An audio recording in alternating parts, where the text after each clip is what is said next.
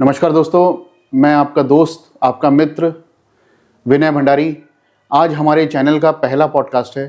पहले पॉडकास्ट में हमने जो इनवाइट करा है हमारे शहर के एक युवा जो काफ़ी कर्मठ हैं, लोगों की हेल्प करने में, लोगों की मदद करने में, सामाजिक संस्था चलाते हैं जिसके थ्रू लोगों को रोजगार प्रदान करने की कोशिश करते हैं, महिलाओं को शिक्षित करने की कोशिश करते हैं, महिलाओं को रोजगार प्रदान करने की कोशिश करते हैं। मिस्टर संजय सोनी।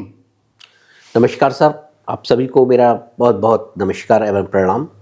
मैं संजय सोनी और आपका वेलकम करता हूं कि विनय भंडारी जी ने अपने ब्रॉडकास्ट चैनल पर आज मुझे आने का मौका दिया और कुछ शब्द बोलने के लिए कहा। बहुत बहुत धन्यवाद विनय भाई आपका। धन्यवाद हम आपका कहेंगे संजय जी। देखिए, बहुत टाइम निकालने के बाद आप हमारे पास आए हैं।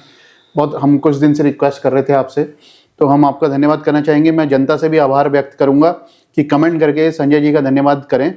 संजय जी काफ़ी व्यस्त रहते हैं अपने कामों में, काफ़ी इनके काम हैं, उनमें व्यस्त रहते हैं। उन काम को निकालने के बाद, उन व्यस्तता के कारण, हाँ, आप लोग जानते हैं जब आदमी बिजी रहता है तो दूसरों को टाइम नहीं दे पाता है। लेकिन संजय जी ने हमारी जो चैनल है, आप लोगों के प्यार को लेके संजय जी हमारे सामने मौजूद हुए हैं। तो संजय जी से हम बात करेंगे उत्तराखंड के बारे में। उत्तराखंड के कुछ क्वेश्चंस, कुछ बेरोजगारी को लेके क्वेश्चंस हैं, उन पे हम बात करेंगे। कुछ जो लोगों को, बच्चों को नशे की जो आदत हो गई है, एडिक्ट हो गए हैं नशे के, उसको लेके बात करेंगे।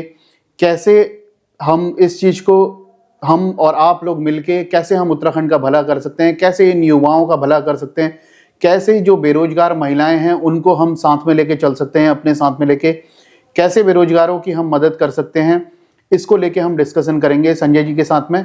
ओके, बस हमें आप लोगों का प्यार चाहिए, आपका सहयोग चाहिए कि आप भी जो युवा हैं उनके लिए तत्पर रहें, आगे बढ़ने के लिए तैयार रहें।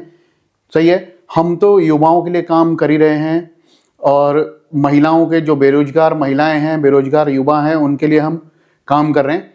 तो हम संजय जी से पूरा थोड़ा जानेंगे कैसे हम इस तरीके से संजय जी मदद करते हैं। संजय जी ऑलरेडी मदद करते हुए आ रहे हैं, तो मैं भी चाहता हूं कि मैं भी संजय जी के साथ जुड़ूं और लोगों की मदद करने में संजय जी के साथ चलूं। ओके संजय जी, सबसे पहले तो मैंने देखा है कि हमारे उत्तराखंड में सबसे बड़ी जो प्रॉब्लम है, ये प्रॉब्लम है नशे की जो आदत है। मैंने देखा है जो काफ़ी छोटे छोटे बच्चे हैं और नशे के पीछे जा रहे हैं, तो नशे के पीछे जा रहे हैं, एडिक्ट हैं नशे के, ड्रग्स लेते हैं, ये सब चीज़ों में लगे रहते हैं। कैसे इस आदत में लगे हैं, क्यों ये बच्चे ऐसा कर रहे हैं? मैं सबसे पहले तो ये जानना चाहता हूँ, क्यों नशे के आदी हो गए हैं उत्तराखंड के जो युवा हैं, वो क्यों नशे के आदी हो गए हैं, ये मैं जानना चाहूँगा सबसे पहले संजय जी आपसे। देखिए विनय जी, उत्तराखंड की युवा पीढ़ी जो मैं देख रहा हूँ, आपका बड़ा अच्छा क्वेश्चन है कि उत्तराखंड के युवा जो आज नशे के एक्टिव हो गए हैं, नशे में काफ़ी वो हैं, उसमें काफ़ी कम एज के मैं भी देखता हूँ कि बहुत से कम एज के युवा हैं, बच्चे हैं जो नशे के बिल्कुल अधीन हो गए हैं। और पिछले कई वर्षों से, ये मैं समझता हूँ पिछले 8-10 वर्षों से ज़्यादा प्रचलन हुआ उत्तराखंड के अंदर नशे का, और इसका बहुत तेज़ी से ग्राफ बढ़ता चला जा रहा है आजकल, खासतौर से युवाओं में। इसका एक मेन कारण है, एक तो युवाओं में बेरोजगारी की समस्या है, बेरोजगारी उत्तराखंड के अंदर। बिल्कुल, उत्तराखंड की भौगोलिक परिस्थिति बड़ी विषम है कि उत्तराखंड के अंदर बेरोजगारी की समस्या जो उत्पन्न हो रही है भौगोलिक परिस्थितियों की वजह से। दूसरा क्या है कि परिवार या आपसी लोगों का सहयोग नहीं मिल पा रहा है उन लोगों को, उनके मन में जो युवा है हीनता भावना आती जा रही है, तो वो ड्रग्स की ओर प्लान करते चले जा रहे हैं। दूसरा क्या है कि अनडेवलप एजुकेशन है उनकी। अच्छा, टेक्निकल एजुकेशन में वो माहिर नहीं है, इतने टेक्निकल माहिर नहीं है। तो वो एक जो पुरानी आपके एजुकेशन है उसी पृष्ठभूमि पर वही एजुकेशन लेते चले जा रहे हैं और हाथ के हुनर नहीं है, हाथ के कारीगर नहीं है। तो उसका भी बड़ा एक प्रकोप है कि वो बेरोजगारिता की ओर बढ़ रहे हैं। हाँ, और बाकी सरकारें कई प्रोग्राम चलाती तो हैं, लाती हैं उन्हें धरातल पर, लेकिन वो कार्य नहीं हो पाते, कार्य पूरी तरह से पूर्ण नहीं हो पाते हैं वो।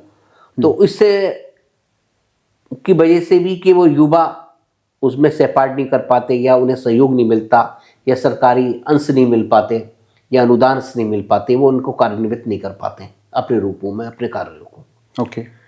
तो ये ऐसी कई प्रचलन है और जिससे बहुत तेजी से ग्राफ उत्तराखंड के अंदर बढ़ा नशे का। नशे का ग्राफ बढ़ा है। ओके। ओके संजय जी, क्या बेरोजगारी युवाओं को नशे की तरफ धकेल रही है? हाँ, बिल्कुल सही है आपकी बात। युवाओं को बेरोजगारी नशे की ओर धकेल रही है, क्योंकि मानसिक तनाव है उनके मन में। मानसिक तनाव। हाँ, सही बात। मानसिक तनाव है, आर्थिक रूप से कमजोर है, सकारात्मक विचार उन्हें मिल नहीं पा रहे, ऊर्जा उन्हें मिल नहीं पा रही है, तो वो नशे की ओर आकर्षित होते चले जा रहे हैं। नशे की ओर आकर्षित होते चले जा रहे हैं। हाँ देखिए, वैसे ये तो रहता है, जब आदमी बेरोजगार हो तो उसके ऊपर काफी बर्डन रहते हैं। हाँ। और फिर घर का सहयोग मिलना भी जरूरी है, बहुत जैसा जरूरी आपने है। बोला कि भाई जी, जी, जी। घर का सहयोग, दोस्तों का सहयोग, मित्रों का सहयोग मिलना बहुत जरूरी बहुत होता है। जरूरी होता है। तो जब आदमी बेरोजगार होता है तो उससे काफी लोग दूर हो जाते हैं। ये चीज, बिल्कुल यही है, इस बात का अनुभव लोग कर रहे हैं, इस बात का अनुभव युवा लोग कर युवा रहे के हैं। अंदर है। बिल्कुल सही आप कह रहे हैं। अच्छा सोनी जी, ये बताइए मेरे को, परिवार और समुदाय जो है, ये इस नशे को बढ़ती हुई जो आदत हो गई है युवाओं को, उसमें कैसे सहयोग कर सकते हैं? देखिए, परिवार और समुदाय आपस में जो नशा कर रहे हैं, युवा नशे में है, उनसे संवाद बनाए, अपने अच्छी तरीके से खेल कूद के आयोजन करें, ताकि मानसिक तनाव की ओर वो ना जाए। हाँ, ये आपने बहुत सही बोला कि खेल कूद का में आयोजन करें, सांस्कृतिक प्रोग्राम का आयोजन करें, हाँ बिल्कुल, निरंतर उनसे संवाद बनाए रखने और पॉजिटिव ऊर्जा की ओर उनका ध्यान आकर्षित करें, ताकि वो नशे की ओर आकर्षित ना हो सके। मतलब क्योंकि क्या है, स्पोर्ट्स की तरफ जब बच्चा खेल कूद की जाता है तरफ तो बच्चे जाएगा, हाँ। उनका ध्यान वहाँ एक्टिविटीज होंगी,